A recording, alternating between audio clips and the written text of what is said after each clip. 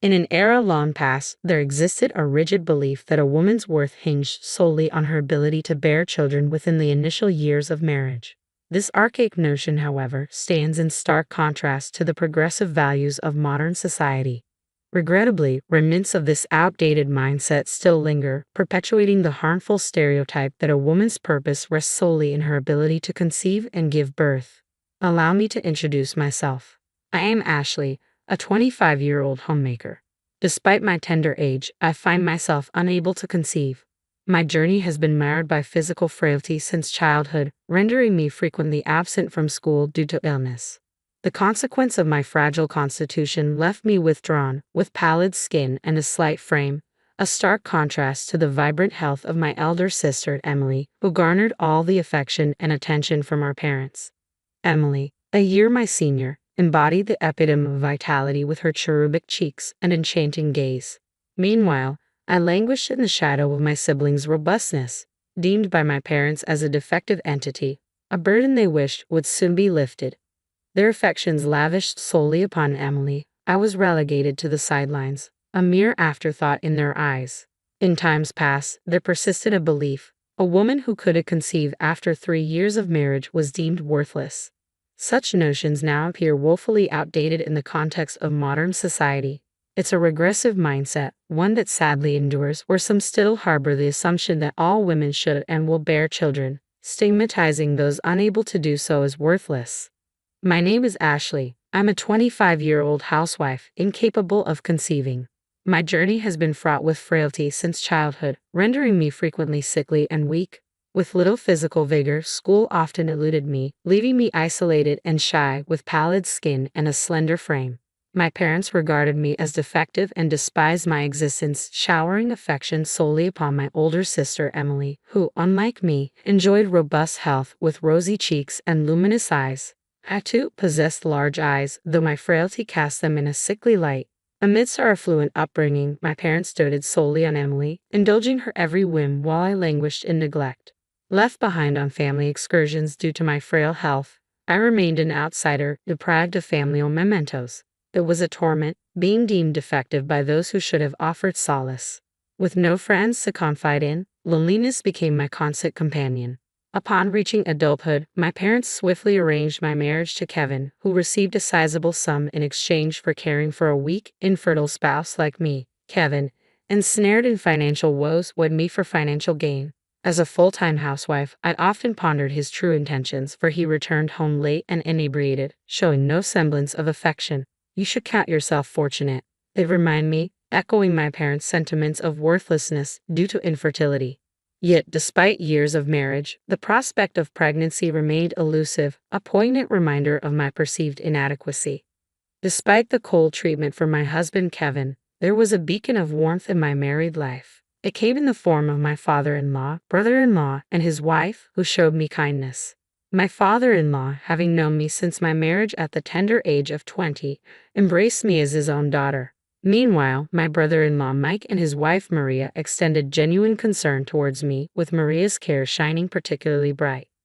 Ashley, you need not conform to others' expectations like a lifeless doll, Mike, employed in a reputable firm, would often remind me. Maria, juggling her own career and managing her interior design office, exuded boundless warmth and cheer. Her caring nature prompted her frequent visits to check up on me, recognizing my solitude and loneliness. What began as simple tea sessions and chats evolved into meaningful lessons and guidance. Consider pursuing the qualification, even if it's a hobby, Maria encouraged me. Initially disheartened by my lack of formal education, I expressed my doubts. Sensing my despondency, Maria offered sage advice. Mastering basic household tasks is a foundation for tackling anything. Learning breeds confidence. Inspired by Maria's words, I embarked on studying for a color certification, a step towards newfound skills and self-assurance. Little did I know, my father-in-law had sought counsel from Mike and Maria regarding my well-being, a testament to their unwavering support. Ashley has a tendency to underestimate herself. It's crucial to find a way to boost her confidence, remarked my father-in-law thoughtfully. Introducing her to new areas of study could be a catalyst, Maria chimed in, her voice brimming with optimism. Mike and my father-in-law readily embraced her suggestion. Though my parents had often deemed me weak and slow-witted, I discovered a newfound joy in learning. With each certification exam I conquered during my spare moments, a glimmer of confidence illuminated my spirit. Passing those tests brought me immense joy, shattering the belief that I was incapable of achieving anything. Eager to delve deeper into my studies and reach greater heights, I shared my aspirations with Kevin, only to be met with derision. Must be nice to indulge in useless studying. Kevin's dismissive words no longer pierced me with their usual sting. Instead, they ignited a flame of anger within me, unleashing years of suppressed emotions. Is that the sentiment one expresses when living off his wife's family's wealth? I retorted, a departure from my usual submissive demeanor. Caught off guard by my uncharacteristic sarcasm, Kevin recoiled, his facade of dominance crumbling in the face of truth. Shut up. I'm nothing like you, a defective product. I'll make something of myself. Kevin's words echoed through the room, laden with anger and defiance. Unfazed by his outburst, I retorted, they say big mouths like yours are all talk. Enraged by my defiance, Kevin lashed out, kicking the wall before storming out, likely seeking solace in drink and revelry. Reflecting on my predicament, I couldn't help but rule my parents' choice of partner for me. Yet their disregard for their frail daughter hinted at their flawed judgment. Marrying Kevin proved to be a grave error, aligning me with a man who squandered my family's wealth for his own pleasure. Ironically, it was Kevin's own family that offered me newfound perspective. Following the confrontation, Kevin vanished for days, presumably with my sister Emily. Despite knowing of their affair, I remained passive, for my parents' unwavering favoritism towards Emily allowed the illicit relationship to persist. Emily, having relinquished custody of her child after divorce, still basked in my parents' affection, a fact that facilitated her clandestine liaison with Kevin. The intentions of my parents, Emily and Kevin, were glaringly evident to me. It seemed they were orchestrating a scenario where Kevin would eventually divorce me. If Emily were to conceive, my parents would undoubtedly prioritize her desires over my well-being. Anticipating the inevitable day when my sister would abscond with my husband, I steeled myself, confident in my ability to withstand the impending storm. Some time later, we convened at my father-in-law's residence. While I maintained regular visits, Kevin's absence from his family home had become conspicuous. Consumed by pride, Kevin incessantly measured himself against his brother Mike, a graduate of a prestigious university now employed by a major corporation. Though neither my father-in-law nor Mike ever addressed this disparity, Kevin harbored a deep-seated sense of inadequacy. Initially, Kevin had taken pride in marrying into wealth, viewing me as a symbol of his ascent. However, my father-in-law remained indifferent to his son's status, showering affection upon me while adopting a stern demeanor towards Kevin. Though he lavished praise upon Maria, Mike's wife, for her accomplishments, beneath the veneer of admiration lay a simmering jealousy towards his brother's life. Maria is truly remarkable, successful in her career, a devoted mother, and an accomplished woman. Ashley, on the other hand, lacks intelligence and competence, Kevin would remark, thinly veiling his flattery towards Maria with insults directed at me. Though Maria appeared visibly perturbed by his words, she gracefully brushed off Kevin's disparaging remarks. Ashley is my sister as well, and I find it unacceptable when she's insulted, Maria asserted firmly, her tone brooking no argument. Mike, nodding in solidarity, echoed her sentiment. Kevin, before comparing Maria and Ashley, consider your own actions, Mike cautioned, his words laced with concern. With a dismissive click of his tongue, Kevin's immaturity became glaringly apparent, leaving me feeling profoundly embarrassed. My father-in-law, his gaze clouded with bitterness, had always treated his sons equally. Yet their disparate paths had left him disheartened. Though he had confided his frustrations to me in the past, today he found his voice, reproaching Kevin sternly. Have you no shame, Kevin, relying on Ashley's family wealth while shirking your responsibilities? Ashley is a devoted wife. If you're to be a husband, you must learn to support yourself. It's a simple concept, he admonished, his words tinged with disappointment. Flushed with anger, Kevin retorted defensively, Dad, Ashley was useless, a burden. I'm merely returning the favor. Mike, speaking on behalf of his father, delivered a cutting blow. Kevin, as your brother, I'm compelled to tell you, your mindset is toxic. Normally quick to anger, Kevin's response was met with a rare silence, broken only by his cursing and abrupt departure. As I moved to intervene, my father-in-law held me back with a heavy sigh. I'm sorry, Ashley. I had hoped marriage would instill in him a sense of responsibility, but it seems that's not the case. With weary shoulders, Mike and Maria slumped beside my father-in-law, mirroring his heavy sigh. Quietly, I lowered my head, preparing to depart, but Maria intercepted me with a reassuring touch. "Don't worry, Ashley. Everything is arranged," she assured me with a gentle smile. Nodding in gratitude, I left my father-in-law's abode, returning to the tumultuous atmosphere of my home where Kevin's rage had left a trail of destruction. The room bore the scars of Kevin's tantrum, strewn with wreckage as he drunkenly bellowed his intentions. "I'm divorcing you, the barren one. Emily will be my new wife," he proclaimed triumphantly, reveling in the supposed consent my parents had given. So, Kevin had indeed chosen Emily. My parents had always catered to her whims, even at the cost of my marriage. They didn't object. Kevin had been well aware of my infertility when he married me, exploiting me for his convenience. Yet it was Emily who desired Kevin, and my parents tacitly condoned their affair. Perhaps now craving grandchildren, they saw Emily's potential pregnancy as an opportunity to unite her with Kevin. Such manipulative machinations were within my parents' capability. When Emily divorced previously, she relinquished custody of her child, deeming them unattractive due to their lack of attachment to her. Emily was self-absorbed, prioritizing her own desires above all else, even her own child. My heart ached for the potential plight of the child born to Emily and Kevin, envisaging a future overshadowed by their self-centeredness. Would such selfish parents be capable of fostering genuine happiness in their offspring? I pondered. Kevin, oblivious to my concerns, derided me, urging me to depart as we finalized our divorce proceedings. "I'll pay you alimony, you worthless," he sneered, oblivious to the fact that it would be my parents providing financial support. With a heavy heart, I signed the divorce papers, gathered my essentials, and bid farewell to the house.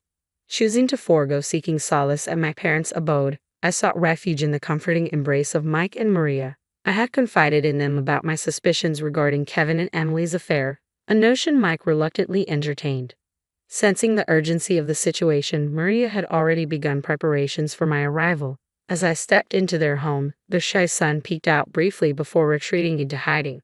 He bore a striking resemblance to Maria and exuded an endearing shyness. Gathering around the table, we deliberated on our plans for the future. Maria, ever the pragmatic thinker, had secured a living arrangement for me, ensuring my safety and well-being amidst the tumult of divorce. With gratitude swelling in my heart, I found solace in the unwavering support of Mike and Maria, determined to navigate the uncertain road ahead with their guidance. I settled into the company housing provided by Maria's interior design firm, preparing to embark on a new chapter as an employee there. Despite my apprehension about entering the workforce for the first time, Maria's reassuring smile offered a beacon of encouragement. "Don't worry, Ashley, you got this," she reassured me with unwavering confidence. Under Maria's nurturing guidance and Mike's administrative support, I severed all ties with my family following the divorce. Mike took charge of informing my former father-in-law of our decision, emphasizing our collective disassociation from Kevin. Though saddened by the turn of events, my former father-in-law understood and extended an open invitation for me to continue visiting, now that Kevin was no longer a part of our lives. Thus, I formally liberated myself from the shackles of marriage and embraced newfound independence. With alimony from Kevin and severance funds from my parents, I embarked on my journey towards self-sufficiency. Refusing to rely on my parents' financial support any longer, I returned the severance money untouched, determined to forge my path independently. Embracing my role at Maria's firm, I began by learning the ropes under the tutelage of one of her subordinates, Stephen. A jovial companion around my age, Stephen imparted his knowledge between his hectic schedule, fostering a sense of camaraderie as we navigated the intricacies of the job together. One morning, I arrived at the office early and took the initiative to tidy up, much to Stephen's surprise. "Wow, the office looks immaculate," he exclaimed, pitching in to assist with the cleaning. When I offered an apologetic explanation, he tilted his head in confusion. "Why apologize when you've done nothing wrong? We're equals here. We work together," he remarked, his words a revelation. It was the first time someone had acknowledged me as an equal. With my history of feeling inferior due to my frailty and inability to conceive, I had always carried a sense of burden. Yet Stephen, with his competence, should have held a higher position, yet he dismissed my concerns with a laugh, emphasizing our equality through collaboration. It was a humbling realization, encountering such kindness and generosity. As we converse, Maria arrived a bit earlier than usual, casting an observant eye over Stephen and me with a knowing smile. "Ah, Stephen, have you finally gotten to know Ashley better?" she teased, causing Stephen to blush furiously. Perplexed by Maria's comment, I remained clueless until she leaned in to whisper, "Stephen has been wanting to speak with you alone. He's been waiting for the opportunity." Stephen, flustered by Maria's revelation, muttered, "Director, we agreed you wouldn't mention that," before hastily excusing himself to the break room. With a playful slap on my shoulder, Maria left me standing there, utterly bewildered. It wasn't until the realization dawned upon me, coloring my cheeks with embarrassment, that Maria quipped, "Stephen is quite the gentleman. It seems he's taken a liking to you since the day you stepped into the office." "I may be divorced, and I certainly have my flaws," Maria admitted, casting a meaningful glance at Stephen, who stood beside her, presenting her with a freshly brewed cafe latte. She then tenderly patted my bowed head before disclosing a surprising revelation. "You see, the son Maria and Mike have been raising isn't actually their biological child," she confessed, her words carrying a weight of sincerity. "He's a relative's child, taken in after his parents tragically perished in an accident. Essentially, he's been adopted into our family." Maria and Mike had made the conscious decision to prioritize raising a child who had lost everything.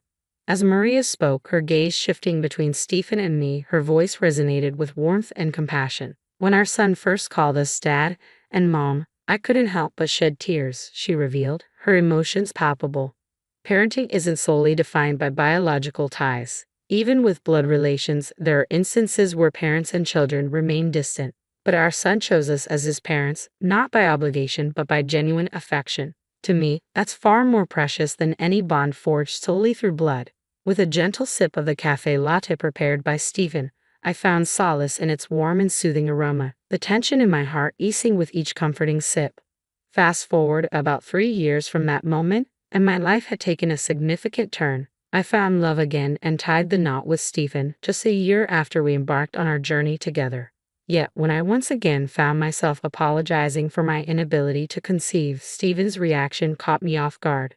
"Ashley, there's no need for apologies," he chided gently, his tone laced with warmth. "Would you expect me to kneel down and apologize for not being able to have children?" His words resonated deeply within me, dispelling the weight of guilt that I had carried for so long. With a shake of my head, I found solace in his laughter, his cheerful demeanor a balm to my soul. His simple reassurance became a beacon of hope, illuminating a path forward that I had never dared to imagine. Despite remarrying, I remained connected with Maria, Mike, and my former father-in-law.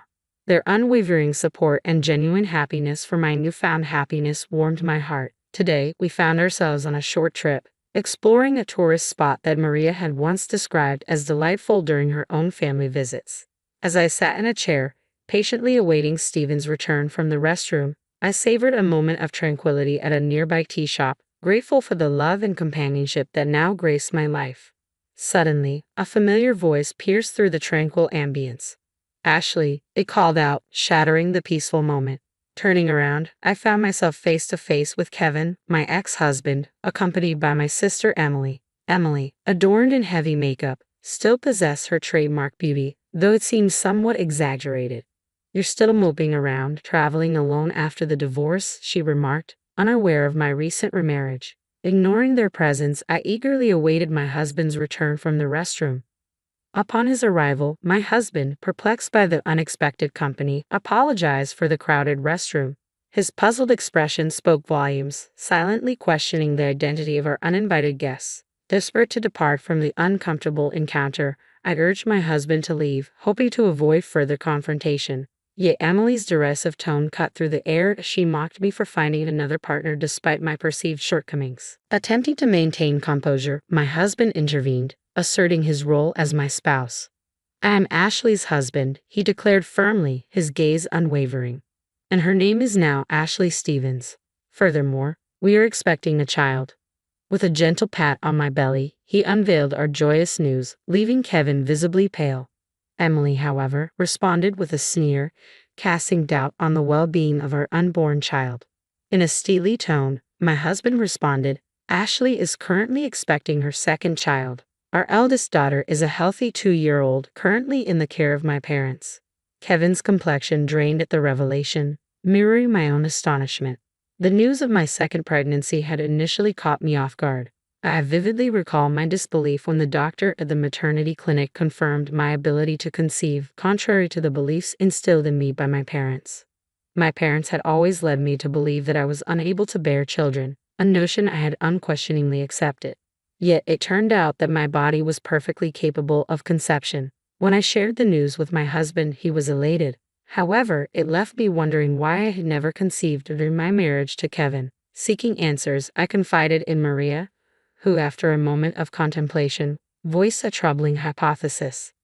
According to Maria, there was a possibility that my parents had deceived me all along. It was likely that they had discouraged me from having children, fearing the potential complications that could arise from my fragile health. In fact, they might have gone as far as instructing Kevin to use contraception to prevent pregnancy. It was a shocking revelation, one that shed light on the manipulative tactics employed by my own family. Having remarried, Stephen and I welcomed a healthy baby girl into our family, followed by a son during my second pregnancy, both of whom thrived. Yet, despite the joy of motherhood, I couldn't shake off the lingering burden of guilt stemming from my parents' deceitful machinations. As Stephen and I prepared to depart, Emily's cruel words pierced through the air, her smirk laden with malice. Had terminated Kevin's pregnancy. It was a botched attempt, she jeered callously, admitting to aborting the fetus due to potential disabilities. Kevin, desperate and pleading, implored me to relinquish one of my children, fearing he would be disowned otherwise. Emily's laughter echoed with malicious glee. Fueled by rage, I was on the verge of erupting, but Stephen's firm grip on my arm halted me. With a contemptuous glare at Kevin and Emily, Stephen's voice dripped with disdain. "Save your vile remarks for your own demise," he spat out, his disgust palpable. Without another word, he guided me away, refusing to dignify their cruelty with a response. I followed suit, casting a final disdainful glance over my shoulder, feeling as though I had glimpsed the depths of depravity reserved for their unborn child. In due time, I welcomed a baby boy into the world, adding to the challenges of caring for my 2-year-old daughter and newborn son. Despite the demands of motherhood, my husband stood by my side, offering his unwavering support. Meanwhile, my ex-husband Kevin found himself deserted by Emily, left to fend for himself as his financial woes mounted. Rejected by my former father-in-law and brother-in-law when he sought assistance, Kevin's predicament left them dumbfounded. As for my selfish parents and sister Emily, their actions eventually led to their downfall. Emily's reckless pursuits, including affairs with married men, resulted in numerous lawsuits and hefty alimony payments. Gradually, her fortune dwindled, and her reputation crumbled. Unable to intervene, my parents watched helplessly as Emily's actions drained their assets. To compound matters, Emily's ill-advised dealings with a dubious company left her ensnared in a web of debt, pursued by relentless creditors. My parents and Emily have fallen on hard times, but their plight no longer weighs on me. They are mere blood ties, estranged from my true family, my loving husband and our 2 precious children. Their well-being is my sole concern now. As I tended to our son's needs, my husband delighted in play with our daughter, their laughter filling our home. Observing their joyous interaction, a wave of gratitude washed over me. Caught up in the moment, I found myself smiling uncontrollably.